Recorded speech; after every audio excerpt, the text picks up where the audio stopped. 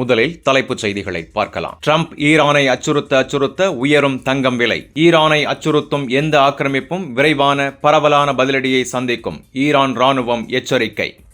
German அதிபர் Merz Iran ராணுவமான IRGC-யை தீவிரவாத பட்டியலில் சேர்க்க வேண்டும் என்று கூறியதால் பரபரப்பு. ஜெர்மன் தூதரை திரும்ப அழைத்த ஈரான். ஈரான் தாக்கப்பட்டால் இதுவரை பயன்படுத்தாத திறன்களை ஈரான் பயன்படுத்தலாம். இஸ்ரேலிய ஆய்வாளர் எச்சரிக்கை. இனி விரிவான செய்திகளை பார்க்கலாம். ட்ரம்ப் ஈரானை அச்சுறுத்த உயரும் தங்கம் விலை. அமெரிக்க அதிபர் டொனால்டு ட்ரம்ப் ஈரானுக்கு எதிராக இராணுவ தாக்குதல் நடத்துவதாக தொடர்ந்து அச்சுறுத்தி வருகிறார். இதன் விளைவு உலக சந்தையில் எதிரொலித்துள்ளது. வியாழக்கிழமை எண்ணெய் விலைகள் கடுமையாக உயர்ந்தன. அதே நேரம் பாதுகாப்பான முதலீட்டு பொருளாக கருதப்படும் தங்கம் புதிய சாதனை அளவை எட்டிய பின்னர் சரிந்தது. எண்ணெய் சந்தைகள் ஈரான் மீதான பதற்றத்தால் பெரிதும் பாதிக்கப்பட்டன. ட்ரம்ப் தனது சமூக ஊடக தளமான ட்ரூத் சோசியலில் ஈரான் தனது அணு ஆயுத திட்டம் குறித்து பேச்சுவார்த்தை நடத்த வேண்டும். நேரம் தீர்ந்து கொண்டிருக்கிறது. ஒரு பெரிய கடற்படை ஈரான் நோக்கி சென்று கொண்டிருக்கிறது. அது வேகமாக, வலிமையாக, உற்சாகத்துடன், நோக்கத்துடன் நகர்கிறது. தேவைப்பட்டால் வேகமாகவும் வன்முறையுடனும் அதன் பணியை நிறைவேற்றும் என்று பதிவிட்டிருந்தார். இதற்கு முன்னர் ஜூன் மாதம் அமெரிக்கா ஈரானின் அணு தளங்களுக்கு எதிராக தாக்குதல் நடத்தியது குறிப்பிடத்தக்கது. அடுத்த தாக்குதல் இதைவிட மிக மோசமாக இருக்கும். அதை மீண்டும் நடக்க விடாதீர்கள் என்று ட்ரம்ப் எச்சரித்தார். ஈரான் தனது அணு திட்டத்தை அணு ஆயுதம் தயாரிக்கும் நோக்கமாக மேற்கத்திய நாடுகள் கருதுகின்றன.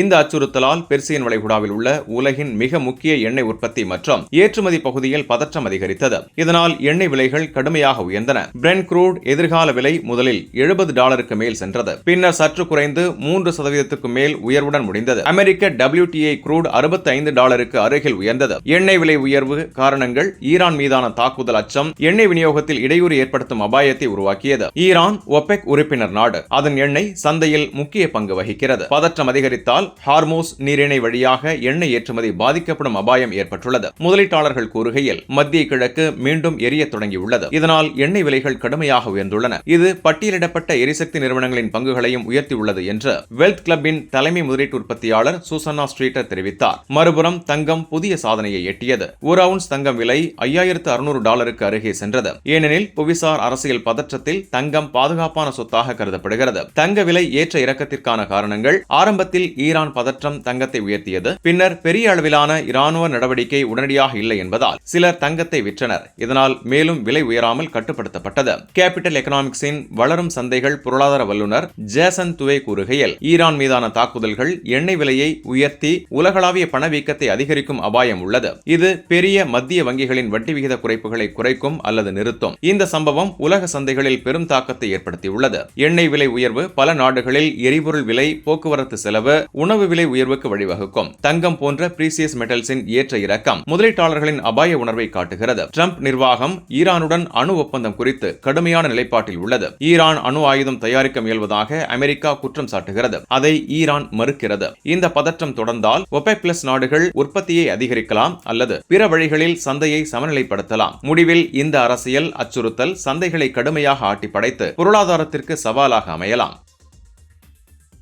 ஈரானை அச்சுறுத்தும் எந்த ஆக்கிரமிப்பும் விரைவான பரவலான பதிலடியை சந்திக்கும். ஈரான் ராணுவம் எச்சரிக்கை. அமெரிக்க அதிபர் டொனால்டு ட்ரம்ப் ஈரானுக்கு எதிராக பெரிய கடற்படையை அனுப்பியதாகவும் தேவைப்பட்டால் வன்முறை தாக்குதல் நடத்துவதாகவும் அச்சுறுத்திய பின்னர் ஈரான் ராணுவம் மற்றும் புரட்சிகர காவல் படை கடுமையான எச்சரிக்கையை விடுத்துள்ளன. கத்தமல் அன்பியா சென்ட்ரல் ஹெட் குவார்ட்டர்ஸ் தளபதி மேஜர் ஜெனரல் அலி அப்துல்லாஹி வெளியிட்ட அறிக்கையில் ஈரான் மண்ணுக்கு எதிரான எந்த தாக்குதலும் உடனடி துல்லியமான பேரழிவு தரும் பதிலடியை ஏற்படுத்தும் என்று தெரிவித்தார். இது ட்ரம்பின் அச்சுறுத்தல்களுக்கு நேரடி பதில். ஈரான் ராணுவத்தின் ஹத்தமல் அன்பியா சென்ட்ரல் ஹெட் குவார்ட்டர்ஸின் தளபதி மேஜர் ஜெனரல் அலி அப்துல்லாஹி கூறியதாவது, ஈரான் நாட்டின் பிரதேசம், பாதுகாப்பு மற்றும் நலன்களுக்கு எதிரான எந்த வகை தாக்குதலும் உடனடியாக முதல் கட்டமாக அமெரிக்காவின் அனைத்து நலன்கள், தளங்கள் மற்றும் செல்வாக்கு மையங்களை ஈரான் இஸ்லாமிய குடியரசின் ராணுவத்திற்கு சட்டப்பூர்வமான, உறுதியான மற்றும் அணுகக்கூடிய இலக்குகளாக மாற்றிவிடும். எந்த ஆக்கிரமிப்பும், அச்சுறுத்தலும் அல்லது தாக்குதலும் ஈரான் ராணுவத்தால் விரைவான, உறுதியான, கடுமையான மற்றும் வருத்தத்தை ஏற்படுத்தும் பதிலடியை சந்திக்கும். அடித்து ஓடும் காலம் என்றோ முடிந்துவிட்டது.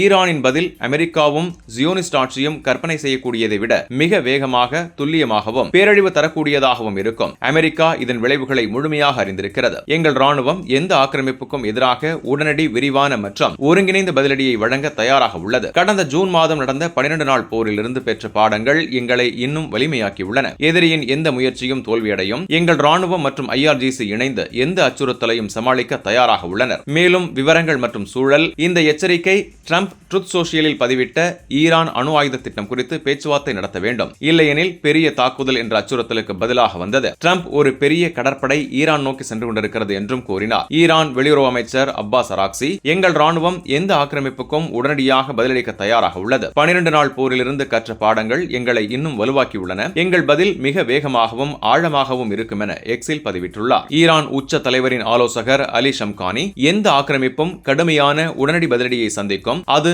எதிரிகளின் கணக்கீடுகளை தாண்டி செல்லும் என்று கூறினார். IRGC துணை தளபதி அஹ்மது வாஹிதி, ட்ரம்பின் பேச்சுகள் வெற்று பேச்சு, ஈரான் ஒருபோதும் சரணடையாது, நாங்கள் வலிமையுடன் முன்னேறுவோம். இந்த பதிலடி அச்சுறுத்தல்கள் மத்திய கிழக்கு பதற்றத்தை அதிகரித்துள்ளன. ஈரான் அணு திட்டம் குறித்து அமெரிக்கா குற்றம் சாட்டுகிறது. கடந்த ஜூன் 12 நாள் போரில் இஸ்ரேல் ஈரான் மோதல், ஈரான் பதிலடி கொடுத்தது குறிப்பிடத்தக்கது. சந்தை மற்றும் உலக தாக்கம். இத்தகைய எச்சரிக்கைகள் எண்ணெய் விலையை உயர்த்தியுள்ளன. ஹார்மோஸ் நீரிணை பாதிக்கப்பட்டால் உலக எண்ணெய் விநியோகம் பாதிக்கப்படும். அமெரிக்க தளங்கள் குறிப்பாக பெர்சியன் வளைகுடா நாடுகளில் இலக்காகலாம் என்ற அச்சம் ஏற்பட்டுள்ளது. ஈரான் ராணுவம் எந்த ஆக்கிரமிப்பும் ஆல் அவுட் வாராக மாறும் என்று வலியுறுத்துகிறது. இது பிராந்திய போரை தூண்டலாம் என்ற அச்சம் நிலவுகிறது. ஈரான் பதிலடி திறன். பாலிஸ்டிக் ஏவுகணைகள், ட்ரோன் தாக்குதல்கள், பிராந்திய கூட்டாளிகள் மூலம் விரிவான தாக்குதல் சாத்தியம். முடிவில் ஈரான் ராணுவத்தின் இந்த அறிக்கை தற்காப்பு நிலைப்பாட்டை வலியுறுத்துகிறது. ஆனால் பதற்றம் தொடர்ந்தால் பெரிய மோதல் ஏற்படலாம். உலக நாடுகள் இதை உற்று நோக்குகின்றன. ட்ரம்ப் நிர்வாகம் அணு ஒப்பந்தம் மீண்டும் தொடங்க பேச்சுவார்த்தைக்கு தயாராக இருப்பதாக சில அறிக்கைகள் உள்ளன.